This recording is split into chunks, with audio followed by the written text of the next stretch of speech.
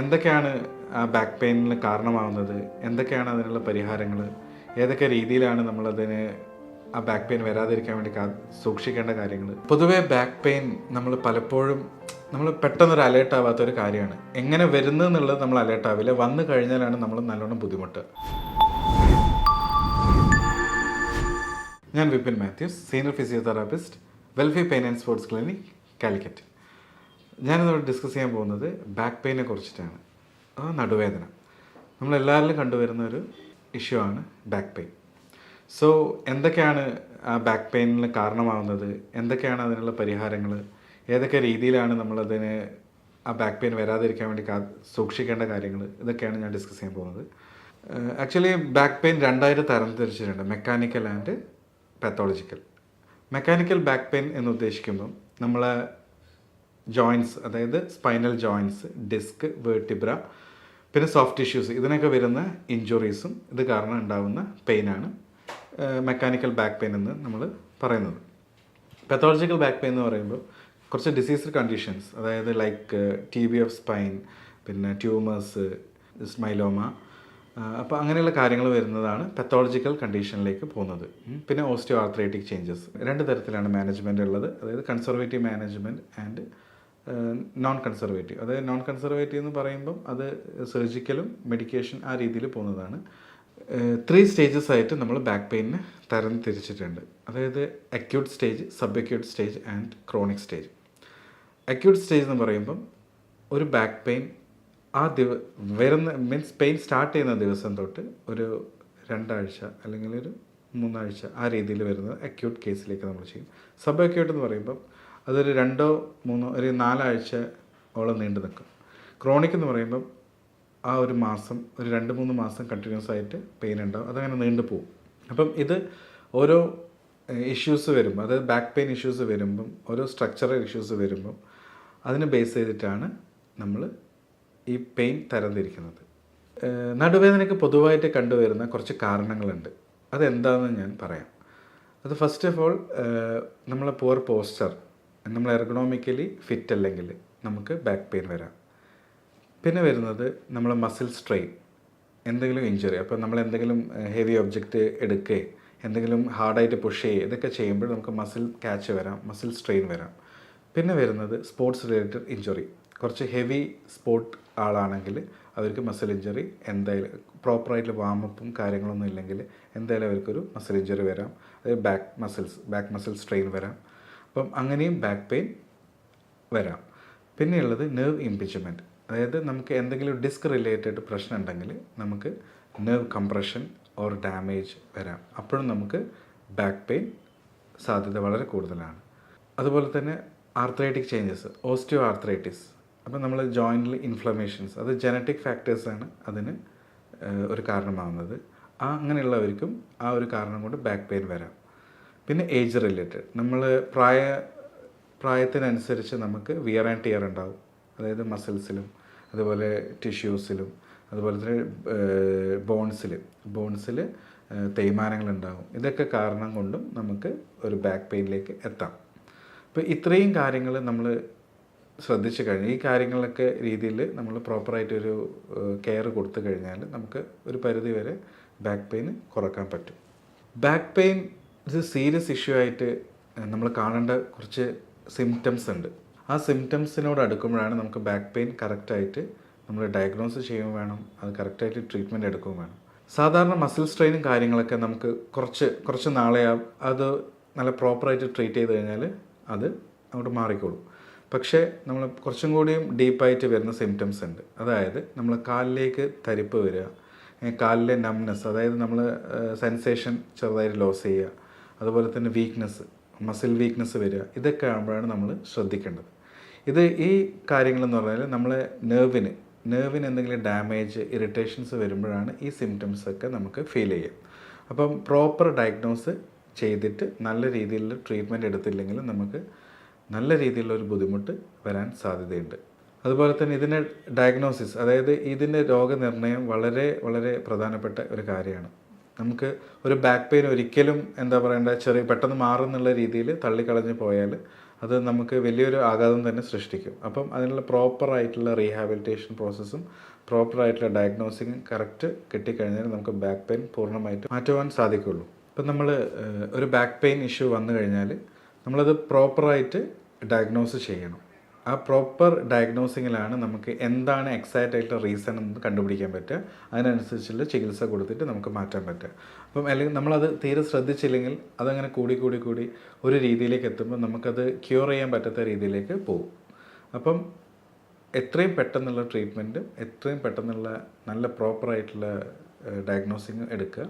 അതിന് വേണ്ടതെന്ന് വെച്ചാൽ mainly MRI readings, CT scans, x-ray, blood test, ഇതൊക്കെ ഒരു പ്രോപ്പർ ഡയഗ്നോസിന് വേണ്ടിയിട്ട് നമ്മൾ ഹെൽപ്പ് ചെയ്യും.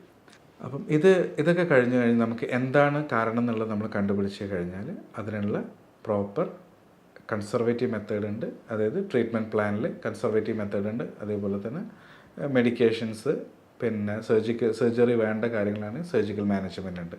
അപ്പം ഞാനിവിടെ ഡിസ്കസ് ചെയ്യുന്നത് കുറച്ച് കൺസർവേറ്റീവ് മെത്തേഡിനെ കുറിച്ചിട്ടാണ്.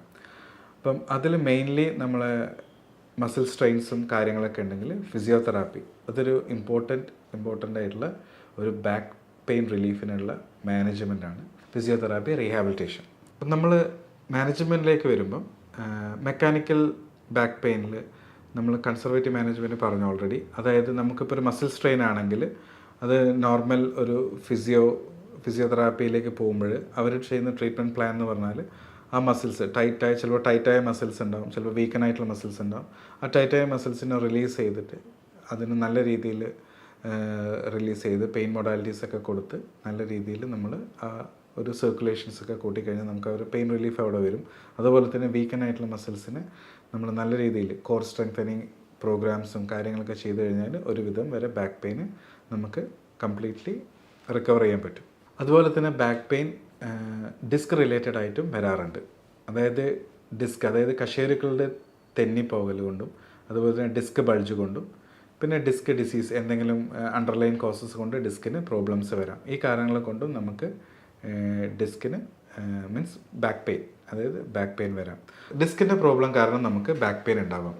അതായത് 3 തരത്തിലാണ് അതുള്ളത്: സ്പോണ്ടൈലോലിസ്തസിസ്, സ്പോണ്ടൈലൈസിസ് ആൻഡ് സ്പോണ്ടൈലോസിസ്. അപ്പോൾ അതിൽ വരുന്നത് വെച്ചാൽ സ്പോണ്ടൈലോലിസിസ് എന്ന് പറഞ്ഞാൽ നമ്മളെ വേർട്ടിബ്ര കശേരുക്കൾ അത് ജസ്റ്റ് സ്ലിപ്പായി പോകും, തെന്നിപ്പോവും. ആ തെന്നിപ്പോകുമ്പം നമ്മൾ പോയിട്ട് ഞരമ്പുകൾ അത് തട്ടും. പക്ഷെ അത് എന്താ പറയുക, അതൊരു കോമൺ റീസണായിട്ട് എല്ലാവരിലും കണ്ടുവരാറില്ല.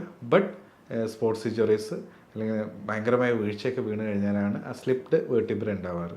അതുപോലെ തന്നെ ലൈസിസ് എന്ന് പറയുമ്പോൾ തേയ്മാനം കൊണ്ട്, അതായത് വിയറായിട്ട് നമ്മൾ സ്ട്രക്ചറൽ ഡാമേജ് എന്ന് പറയും. കാരണം നമ്മൾ ഏജ് റിലേറ്റഡ് ആകുമ്പോൾ നമുക്ക് തേയ്മാനം വരാം. പിന്നെ ഓവർ യൂസ് ഉണ്ടെങ്കിലും നമുക്ക് തേയ്മാനം വരാം. ആ തേയ്മാനം വെർട്ടിബ്രസിൽ തേയ്മാനം വരുന്ന സമയത്ത് ആ ഡിസ്കിലേക്കുള്ള ആ പ്രഷർ കൂടി വരും. അപ്പം ഡിസ്ക് ആ കാരണം കൊണ്ട് തള്ളിപ്പോവും. ആ തള്ളിയ ഡിസ്ക് പോയിട്ട് നെർവിനെ ഇമ്പിഞ്ച് ചെയ്യും. അപ്പോൾ അത് കാരണം നമ്മളെ കാലിലേക്ക് തരിപ്പും വേദനയും വീക്ക്നെസ്സൊക്കെ വരും. ബാക്ക് പെയിൻ മാനേജ്മെൻറ്റിലേക്ക് വരുമ്പോൾ നമ്മൾ ശ്രദ്ധിക്കേണ്ട കാര്യങ്ങളെന്ന് പറഞ്ഞാൽ പ്രോപ്പറായിട്ട് നമ്മൾ ഏതൊരു ട്രീറ്റ്മെൻറ്റ് എടുക്കുന്നുണ്ടെങ്കിലും പ്രോപ്പറായിട്ട് അത് അറ്റൻഡ് ചെയ്യുക. പ്രോപ്പറായിട്ടുള്ള അവർ ഫിസിയോതെറാപ്പിസ്റ്റുകൾ പറയുന്ന കാര്യങ്ങൾ നിങ്ങൾ നല്ല രീതിയിൽ, അതായത് ഹോം അഡ്വൈസസ് ആണെങ്കിലും അത് നല്ല രീതിയിൽ നോക്കുക. ട്രീറ്റ്മെൻറ്റ് ആണെങ്കിലും അത് നല്ല രീതിയിൽ കോപ്പറേറ്റ് ചെയ്ത് അക്സെപ്റ്റ് ചെയ്ത് പോവുക. എന്തായാലും അതിനുള്ള ബെനിഫിറ്റ്സ് നിങ്ങൾക്ക് കറക്റ്റ് പ്രോപ്പറായിട്ട് ഉണ്ടാകും. നല്ല രീതിയിൽ പറയുന്ന എക്സസൈസുകളും കാര്യങ്ങളൊക്കെ ചെയ്ത് കഴിഞ്ഞാൽ. അപ്പോൾ മെയിൻലി നമ്മൾ ഡിസ്ക് റിലേറ്റഡ് വരുമ്പം നമുക്കൊരു special session means special therapy ഉണ്ട്, DTS അഥവാ ഡീകംപ്രഷൻ തെറാപ്പി സിസ്റ്റം.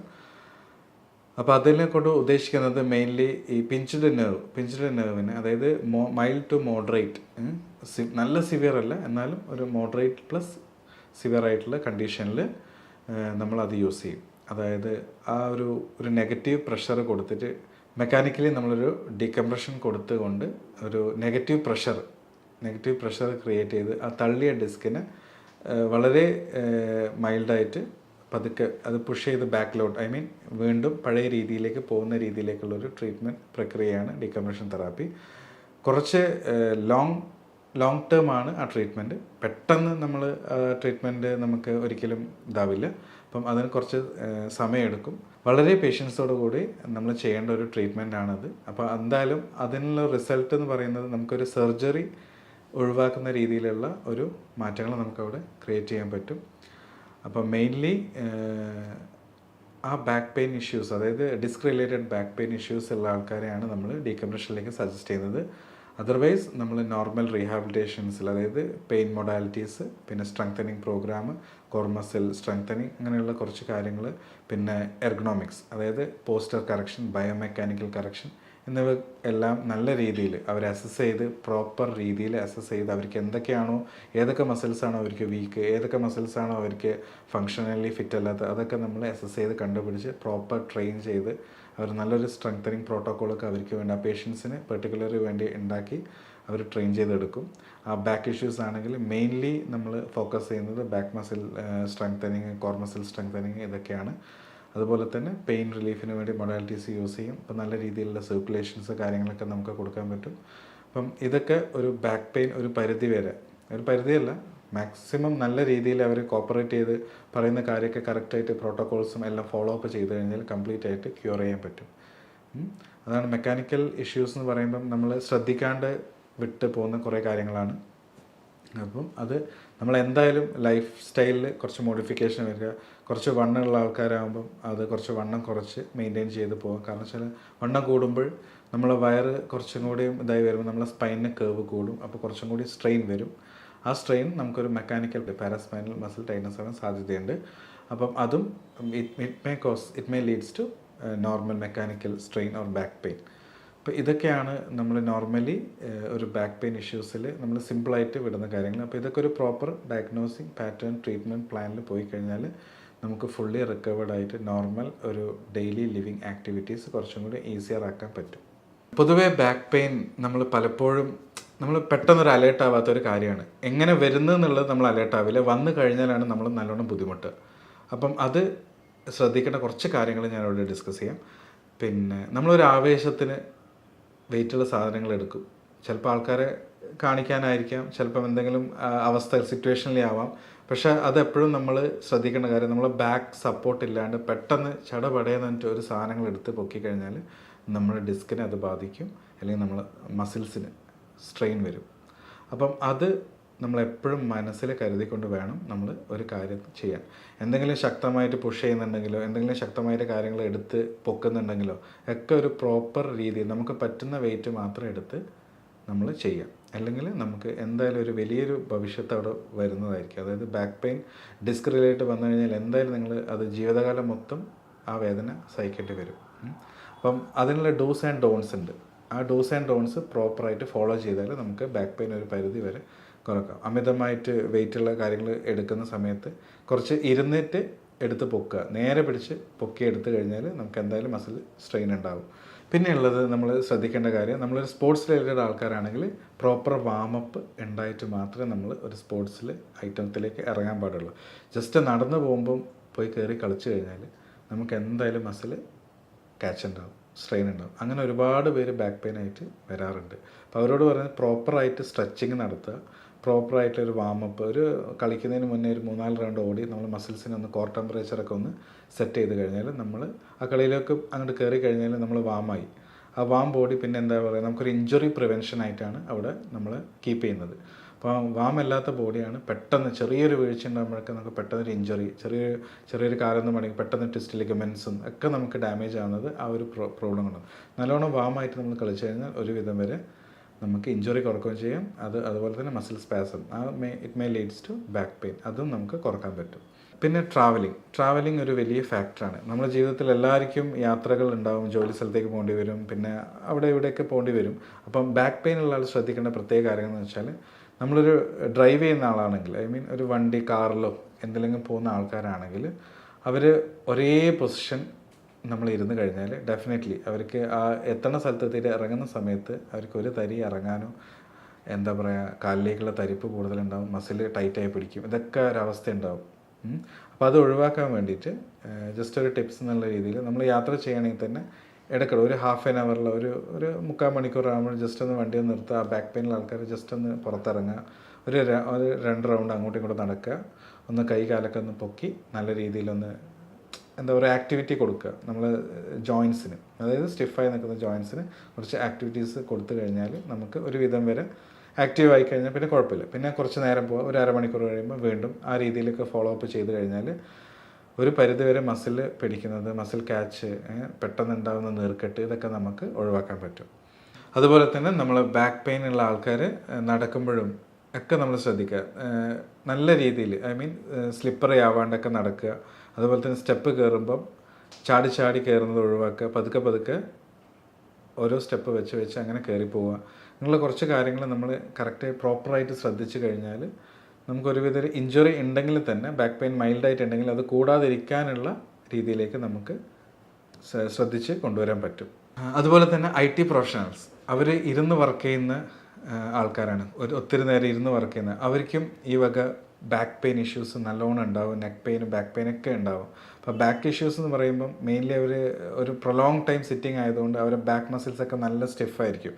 അപ്പം അവർക്കുള്ള ടിപ്പ് എന്ന് പറഞ്ഞാൽ, ഇൻ കേസ് അവരെ ഇതിൻ്റെ ഇടയിൽ, അപ്പോൾ ജോലിൻ്റെ ഇടയിൽ തന്നെ ജസ്റ്റ് ഒരു ഫ്രാക്ഷൻ ഓഫ് സെക്കൻഡ്സ് അല്ലെങ്കിൽ ഒരു 1 മിനിറ്റ് 2 മിനിറ്റ്സ് എടുക്കുക, ജസ്റ്റ് ഒന്ന് നടക്കുക, റിലാക്സ് ചെയ്യുക, വന്ന് സീറ്റിലിരിക്കുക. ആ രീതിയിൽ ഒരു ആക്ടിവിറ്റീസ് അവർ ചെയ്ത് കഴിഞ്ഞാൽ ഒരുവിധം വരെ സ്ട്രെയിൻ കുറക്കാൻ പറ്റും. ബാക്ക് സ്ട്രെയിൻ, ലംബാർ സ്ട്രെയിൻ കുറക്കാൻ പറ്റും. നിങ്ങൾക്കോ നിങ്ങളുടെ ഫാമിലിയിലോ ആർക്കെങ്കിലും ഈ ബാക്ക് പെയിൻ ഇഷ്യൂസ് ഉണ്ടെങ്കിൽ ദയവേത് നല്ല രീതിയിലൊരു പ്രോപ്പർ ഡയഗ്നോസിന് വേണ്ടി ഡോക്ടറെ സമീപിക്കുക. അതുപോലെ തന്നെ നല്ലൊരു രീതിയിലുള്ള റീഹാബിലിറ്റേഷൻ പ്രോട്ടോക്കോൾ നിങ്ങൾ ഫോളോ ചെയ്യുക. എന്നാൽ തന്നെ അത് പൂർണ്ണമായി മാറ്റുവാൻ സാധിക്കും. അതായത് വേഴ്സണായി കഴിഞ്ഞാൽ ഭയങ്കര ബുദ്ധിമുട്ടാണ്. നിങ്ങളുടെ ഡെയിലി ലൈഫ് സ്റ്റൈലിനെ മൊത്തത്തിൽ അത് ബാധിക്കും. അപ്പം എന്നിരുന്നാലും ചെറിയൊരു ബാക്ക് പെയിൻ ആണെങ്കിലും അത് സില്ലിയായി കാണരുത്. നല്ല രീതിയിലൊരു പ്രോപ്പർ ഡയഗ്നോസിങ് എടുത്തതിന് ശേഷം അതിനുള്ള ട്രീറ്റ്മെൻറ്റും കാര്യങ്ങളൊക്കെ എടുക്കുക. ബാക്ക് പെയിനെ കുറിച്ച് എന്തെങ്കിലും സംശയം ഉണ്ടെങ്കിൽ നിങ്ങൾ താഴെ കാണുന്ന കമൻറ്റ് ബോക്സിൽ കമൻറ്റ് ചെയ്യുക. അതുപോലെ തന്നെ താഴെ കൊടുത്ത നമ്പറിൽ കോൺടാക്റ്റ് ചെയ്യുക. Thank you.